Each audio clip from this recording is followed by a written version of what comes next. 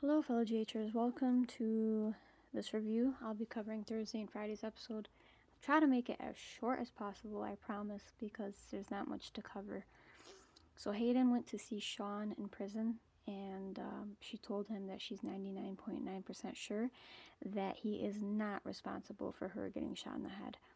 That was great to see because first of all, it was great to see Sean again. And second of all, it was great to see that he was so relieved once he found out, because for months we saw him dealing with the guilt of shooting an innocent woman. So that was a great scene. Also, Hayden, I think she really is well aware, and I think she's very smart because, when she had that dream about Nicholas and her, and then she had the part in the dream where Nicholas was choking her, I think she's very well aware that Nicholas could harm her and would harm her for a certain situation. So I think she's becoming more and more aware to the fact that Nicholas might be the one that shot her or have something to do with it. Well, it'll be interesting to see how that plays out, but I think sooner rather than later she will find out that Nicholas is the one that harmed her. Franco, he was brought in to the police station by Nathan for Carly's hit and run. We saw that he was adamant that he didn't do anything.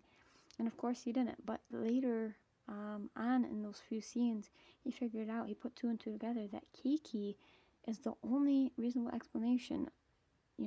Who else could do it? Kiki is the only one that adds up. So he found out that Kiki did it. Kiki eventually confirmed it when she visited him in the police station. But Franco wasn't having it. He sees her as a daughter. He wanted to protect her. So he saw the only way to protect her is to cover for her. So he was willing to take the fall.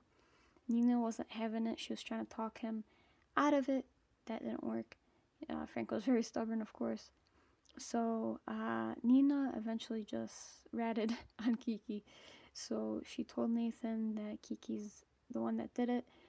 Nathan wanted to run a second photo test thing with the car, and they eventually found the evidence that Kiki was in the driver's seat and she's the only one that did it.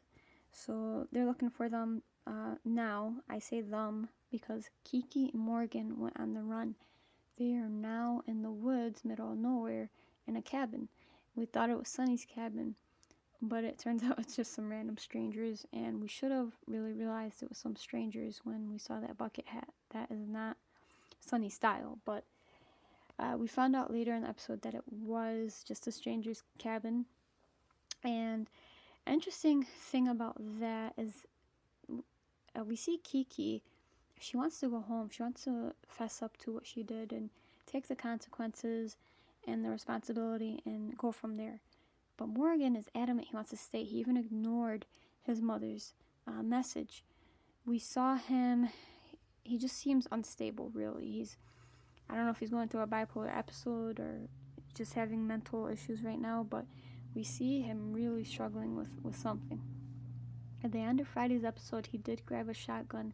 He was being really paranoid looking out the window, but he was grabbing a shotgun, loaded it up, went outside, and we heard a gunshot. So, and then it blacked out for the episode. So we'll see Monday what really happened. I don't think it will be anything serious, but it is alarming that he's becoming more paranoid, and I just think his mental issues can't be ignored anymore. He's very stubborn, but he does need to seek help. That's the biggest takeaway I got out of those scenes, that Morgan is really starting to lose it. Liz and Sam we saw on Thursday. It was fun. Their scenes were hilarious because they were just going back and forth at each other, and that's when they're at their best, when they're throwing barbs at each other. They're literally throwing water at each other, and they got warned by the flight attendant that if they didn't cut it out, they would be thrown off. They eventually put their differences aside for Jason, but it was just funny seeing the two just argue with each other. That's when they're at their best, in my opinion. Sonny, he's still going through his physical therapy, that this time in the boxing gym with Epiphany, and I think Epiphany's the perfect person to get him out of that wheelchair ASAP. she understands that's not just physical, but it's going to be a mental rehab as well.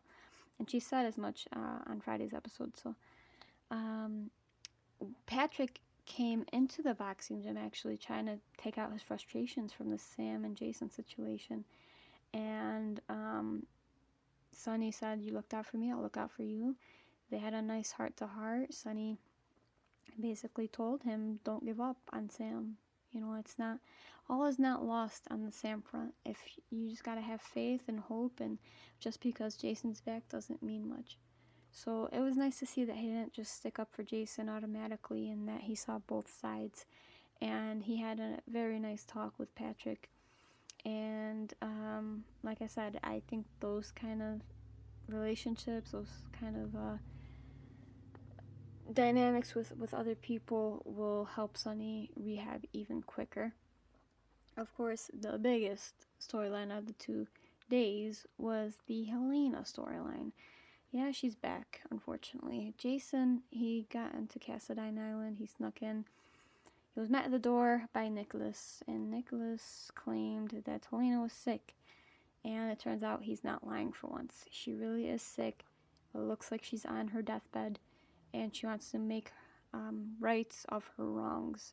She gave Jake back to Elizabeth. She kept Jason alive, in her words. And now she's holding another big secret that she wants to make right. But she did warn everyone that it will change everyone's lives, and maybe not for the better.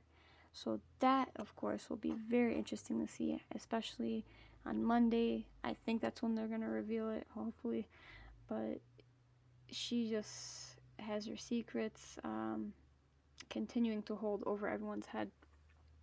And also, she set a curse on Sam, the Laura and Luke curse. So we'll see if they continue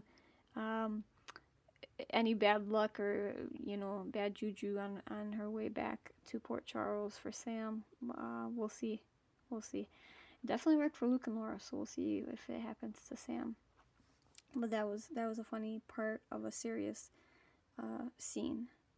So hopefully Jason gets what he wants out of it, and I really hope that it's not too big of an obstacle for Jason to overcome regarding this big secret that she's holding over his head.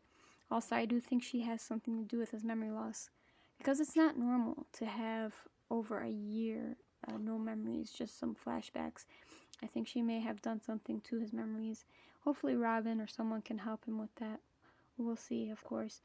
So Monday and this week should be very good as well. Very jam-packed, especially on the Helena front. And make sure you subscribe to this channel. We'll go over Monday's episode on Monday. Like the video, share it. Tell me what you think Helena's keeping from Jason. I want to know. You guys are more creative at this stuff than me. And make sure you watch on Monday. We'll talk about it on Monday. And see you then.